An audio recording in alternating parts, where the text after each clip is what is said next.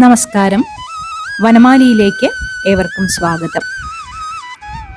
പൂന്താനം തിരുമേനിയുടെ ശ്രീകൃഷ്ണ കർണാമൃതത്തിലെ 96 ശ്ലോകങ്ങളാണ് നമ്മൾ കഴിഞ്ഞ ബുധനാഴ്ച വായിച്ചു നിർത്തിയത്. ഇന്ന് 97ാമത്തെ ശ്ലോകം മുതൽക്ക് നമുക്ക് വായിക്കാം. മൈ കണ്ണിമാർ കൽപ്പതിനാറു സഹസ്രമൊന്നിച്ചുൽക്കണ്ഠയാ തദനുഭൗമഗൃഹേ ലഭിച്ചാൻ അക്കൗശലങ്ങളറിയാഞ്ഞു മുനീന്ദ്രനും പോയി ചക്രം തിരിഞ്ഞു ഭവനങ്ങളിലെന്നു കേൾപ്പൂ. ഇവിടെ ഈ ശ്ലോകത്തില് വരാഹമൂർത്തിയായ വിഷ്ണു ഭഗവാന്റെയും ഭൂമിദേവിയുടെയും മകനായി പിറന്ന നരകാസുരൻ തൻ്റെ രാജ്യമായ പ്രാഗ്ജ്യോതിഷപുരത്ത് തടവിൽ വെച്ചിരുന്ന 16,000 കന്യകമാരുടെ കഥയാണ് സൂചിപ്പിച്ചിരിക്കുന്നത്. ശ്രീകൃഷ്ണ ഭഗവാൻ സത്യഭാമാദേവിയോടുകൂടി പ്രാഗ്ജ്യോതിഷപുരത്ത് ചെന്ന് നരകാസുരനെ വധിച്ച ആ കഥ ഞാൻ മുൻപ് വിസ്തരിച്ച് പറഞ്ഞിട്ടുണ്ടായിരുന്നു. അതിൻ്റെ ലിങ്ക് ഞാൻ ഡിസ്ക്രിപ്ഷനിൽ കൊടുക്കാം. കേട്ടിട്ടില്ലാത്തവർ ഒന്ന് കേട്ടു നോക്കൂ കേട്ടോ. ആ നരകാസുരന്റെ കഥയാണ് ഈ ശ്ലോകത്തിലെ ആദ്യത്തെ 2 വരിയിൽ സൂചിപ്പിച്ചത്. മൈക്കണ്ണിമാർകൾ 16 സഹസ്രമൊന്നിച്ചുൽക്കണ്ഠയാ തദനു ഭൗമഗൃഹേ ലഭിച്ചാൻ. തദനു എന്ന് വെച്ചാൽ അതിനുശേഷം. ഏതിനു ശേഷം? മുൻപത്തെ ശ്ലോകത്തിൽ പറഞ്ഞിരുന്നു ശ്രീകൃഷ്ണന് 8 പത്നിമാരുണ്ട് എന്ന്. അങ്ങനെ 8 പേരെ വിവാഹം ചെയ്തതിനു ശേഷം മൈക്കണ്ണിമാരായ സുന്ദരികളായ, മൈക്കണ്ണിമാർ എന്ന് വെച്ചാൽ മഷി എഴുതിയ കണ്ണുകളോട് കൂടിയവർ എന്നൊക്കെയാണ്.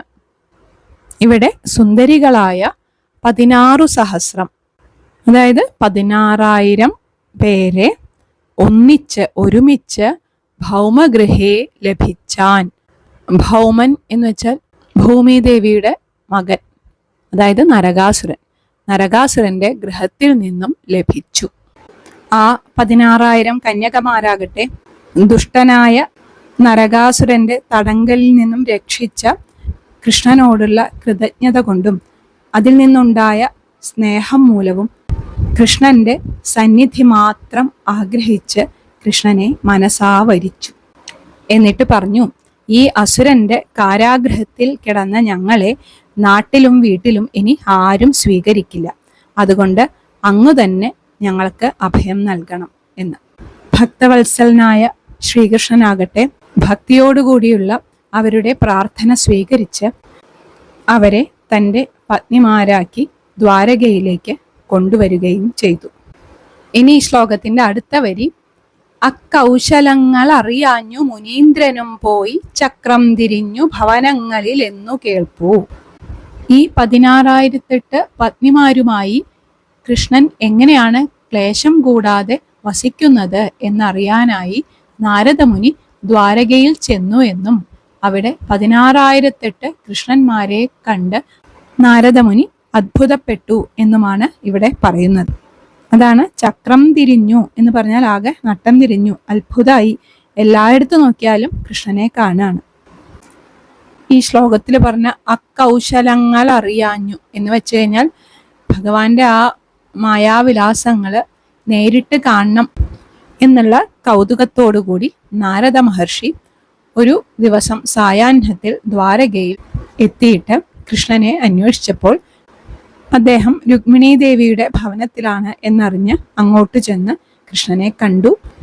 നാരദ മുനിയെ കണ്ട ശ്രീകൃഷ്ണനും രുക്മിണീ ദേവിയും അദ്ദേഹത്തെ പൂജിച്ച് പീഠത്തിലിരുത്തി കുശലാന്വേഷണം നടത്തി. എന്നിട്ട് ചോദിച്ചു, അങ്ങെന്താണ് ഈ സായാഹ്നവേളയിൽ വരാനുള്ള കാരണം എന്ന്. അപ്പോൾ നാരദമുനി പറയും ചെയ്തു, ഒന്നുമില്ല, അങ്ങയെ ഒന്ന് കാണണം എന്ന് തോന്നി, അപ്പം ഇങ്ങോട്ട് വന്നു എന്നേ ഉള്ളൂ. എന്നിട്ട് നാരദമുനി കൃഷ്ണനോട് യാത്ര പറഞ്ഞ് സത്യഭാമയുടെ ഗൃഹത്തിലേക്ക് ചെന്നു. അവിടെ ചെന്നപ്പോഴാണ് അത്ഭുതം. ശ്രീകൃഷ്ണൻ സത്യഭാമയും ഒരുമിച്ച് ചൂത് കളിച്ചുകൊണ്ടിരിക്കുകയാണ്. കൃഷ്ണനാവട്ടെ ഒരു ഭാവഭേദവും കൂടാതെ നാരദ മഹർഷിയോട് കുശലാന്വേഷണം നടത്തുകയും ചെയ്തു. നാരദ മുനി പറഞ്ഞു, നിങ്ങൾ കളിക്കുകയാണല്ലോ, അതിന് ഞാൻ തടസ്സം നിൽക്കുന്നില്ല, ഞാൻ പോവുകയാണ് എന്ന് പറഞ്ഞ് അവിടുന്ന് പോന്ന് ജാമ്പവതിയുടെ ഗൃഹത്തിലേക്ക് ചെന്നു. അവിടെ ചെന്നപ്പോൾ അവിടെയും കൃഷ്ണനുണ്ട്. പിന്നീട് സത്യയുടെ അടുത്ത് പോയി, മിത്രവിന്ദയുടെ അടുത്ത് പോയി. അങ്ങനെ കൃഷ്ണന്റെ 16,008 പത്നിമാരുടെ ഗൃഹത്തിൽ ചെന്നപ്പോഴും കൃഷ്ണനെ കാണാൻ സാധിച്ചു. ഇങ്ങനെ എല്ലാ ഗൃഹങ്ങളിലും പല പല കർമ്മങ്ങൾ ചെയ്ത് ശ്രീകൃഷ്ണനെ കണ്ട നാരദമുനി അദ്ദേഹത്തിൻ്റെ ആ മായാവൈഭവം കണ്ട് അത്ഭുതപ്പെട്ടു നിന്നു.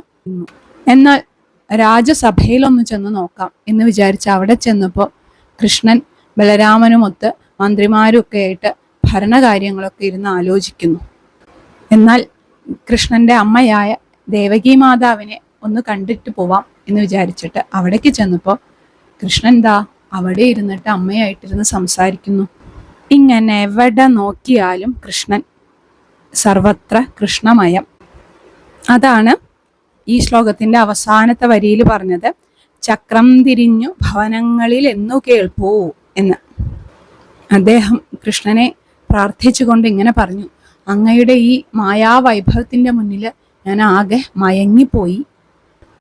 അത് കേട്ട കൃഷ്ണൻ നാരദമുനിയുടെ അടുത്ത് പറഞ്ഞു, എൻ്റെ മായാസൃഷ്ടിയാണ് ഈ പ്രപഞ്ചം. ഈ തത്വം അങ്ങ് മനസ്സിൽ ധരിച്ചാൽ തന്നെ ഈ മായാവിഭ്രമം അങ്ങേ ബാധിക്കില്ല. മോഹമായാൽ ആവരണം ചെയ്ത ഈ പ്രപഞ്ചത്തിൽ ശ്രീകൃഷ്ണ പരമാത്മാവ് മാത്രമേ സത്യമായിട്ടുള്ളൂ എന്നുള്ള ഈ തത്വം തന്നെയാണ് നമ്മളും മനസ്സിലാക്കേണ്ടത്. ഇനി അടുത്ത ശ്ലോകം നമുക്ക് അടുത്ത ദിവസം നോക്കാം. എല്ലാവർക്കും നല്ലത് മാത്രം വരട്ടെ എന്ന പ്രാർത്ഥനയോടെ